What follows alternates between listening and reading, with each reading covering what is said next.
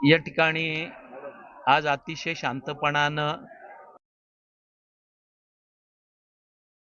मुंबई आंतरराष्ट्रीय विमानतळाला लागावं म्हणून जो आंदोलन जाहीर केलेलं होतं त्यासाठी छत्रपती शिवाजी महाराजांच्या अश्वारूढ पुतळ्याजवळ जमा व्हायला सुरुवात झालेलो होतो। पण शासनाचा, नवी मुंबई पोलिसांचा होरा काही वेगळाच होता, त्यांची भूमिका काही वेगळीच होती।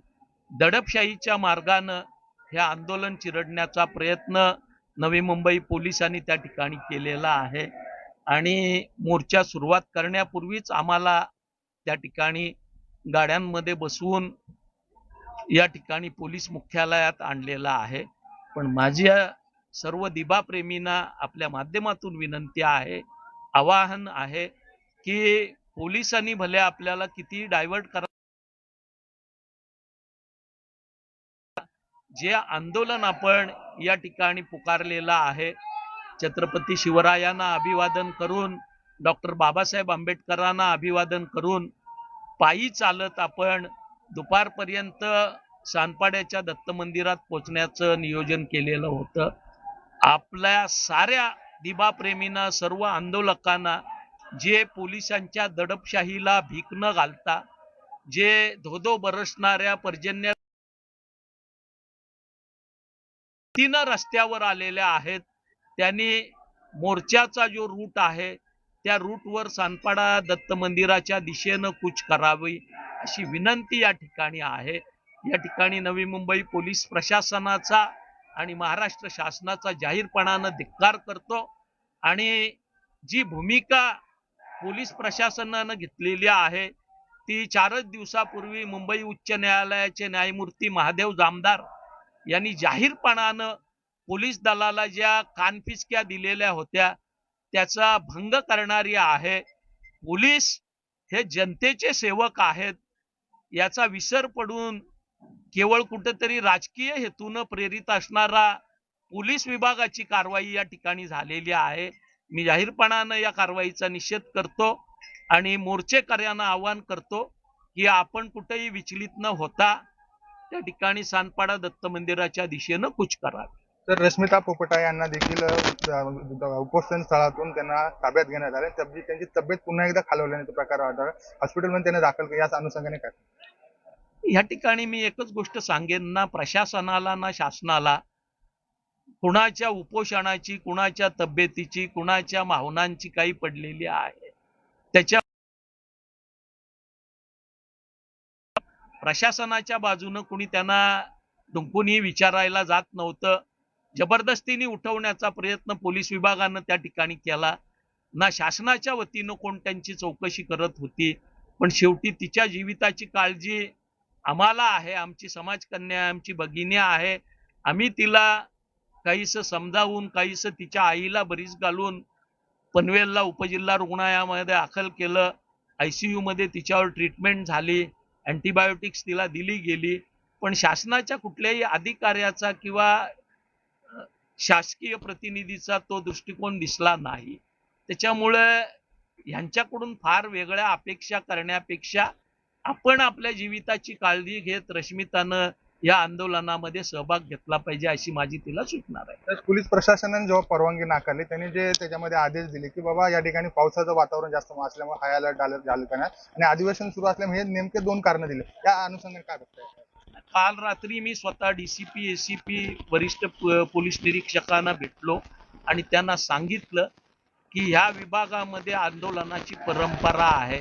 स्वर्गीय दिबा पाटील, दत्तूशेठ पाटील आणि त्यांच्या साऱ्या जिल्हा आहे, आम्ही आमच्या पद्धतीनं आंदोलन करू, तुम्ही तुमच्या पद्धतीनं कारवाई करा आणि समन्वयानं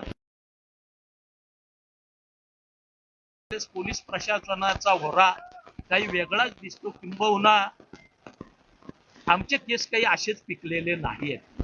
आम्ही 40-40 वर्ष राजकीय सामाजिक क्षेत्रामध्ये काम करणारी मंडळी आहोत आणि असं जर कोणी दबवायला मागत असेल, आम्ही काही देऊन घेऊन किंवा वडापाव घेऊन आंदोलनाला आलेलो नाहीत। मनामध्ये दिबा पाटलांच्या बद्दल प्रेम आहे आणि म्हणून प्रशासन विरोधात असताना, शासन विरोधात असताना पर्जन्य राजा बरसत असतानाही हजारो लोक ज्यावेळेस रस्त्यावर येत आहेत त्यावेळेस पोलिसांची जबाबदारी आहे की त्यांनी परिस्थिती अतिशय कौशल्यपणानं हाताळली पाहिजे. पण इथं ही परिस्थिती चिघळवण्याचं काम नव्या मुंबई पोलीस दलानं केलेलं आहे असं माझं स्पष्ट म्हणणं आहे. वेगवेगळ्या बॅनर खाली दिबा पाटलांच्या नामकरणासाठी संघटना लढत आहे. त्यामुळे पोलीस प्रशासनाचा दबाव घेऊन हा आंदोलन स्थगित करण्याचा किंवा वेगळे रूप देण्याचा मार्ग असू शकतो. ह्या आंदोलनाच्या वेळेस साऱ्या संघटना, सारे पक्षातले कार्यकर्ते, सगळे कलाकार वगैरे मंडळी रश्मिता पोपेटानं उपोषण केल्यानंतर तिची तब्येत खालावली म्हणून एकत्र आहे. त्याच्यामुळे ह्या आंदोलनामध्ये कुठेही दुही होण्याचा किंवा या आंदोलन दबण्याचा विषय नव्हता. जुलैच्या पहिल्या आठवड्यात दुसऱ्या आठवड्यात जेव्हा आम्ही आंदोलन पुकारतो तेव्हा आम्हालाही कल्पना आहे की पाऊस असणार आहे. पण मला विश्वास होता लोकांच्या मनामध्ये दिबा पाटील साहेबांचं नाव ह्या विमानतळाला लागावं ही तीव्र भावना आहे आणि त्यामुळे लोक कशाची तमान बाळगता या आंदोलनाला की इतका लांब कोण चालेल. पण मी सांगितलं आंदोलनाचा आपल्याला जर इम्पॅक्ट पाहिजे असेल आंदोलन सुरू होण्यापूर्वीच नेत्यांना त्या ठिकाणी जागीच पकडल्यानंतरही जेव्हा हजारो लोक मोर्चानं चालतात त्याचा अर्थ ह्या नव्या मुंबई पोलीस दलानं समजून घेतला पाहिजे असं माझं म्हणणं आहे. तर लास्ट प्रश्न असा आहे, संविधानाच्या माध्यमातून जे कलम आपल्या संविधानाच्या माध्यमातून आपण लोकशाहीच्या पद्धतीने आपण आंदोलन करत आहोत, मग पोलीस प्रशासनाने आपली परवानगी नाकारण्यामागचं कारण काय वाटतं?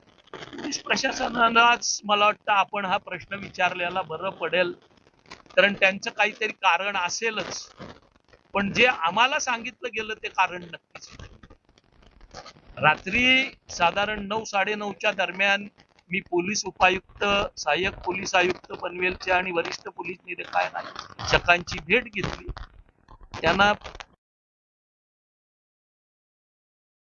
आम्ही लोकांना कंट्रोल करण्यासाठी लांब 500 मीटरची रस्सी घेऊन आंदोलन करतोय, त्याच्यामुळे कुठलाही गैरप्रकार होणार नाही आणि आतापर्यंतचा इतिहास आहे ते चालू असतात. कुठेही अशा पद्धतीनं काही वाईट घटना होत नाही. पण ह्या वेळेस नवी मुंबई पोलिसांनीच ठरवलेलं आहे की या आंदोलनाला गालबोट लावायचं. त्यांनी ते काम केले.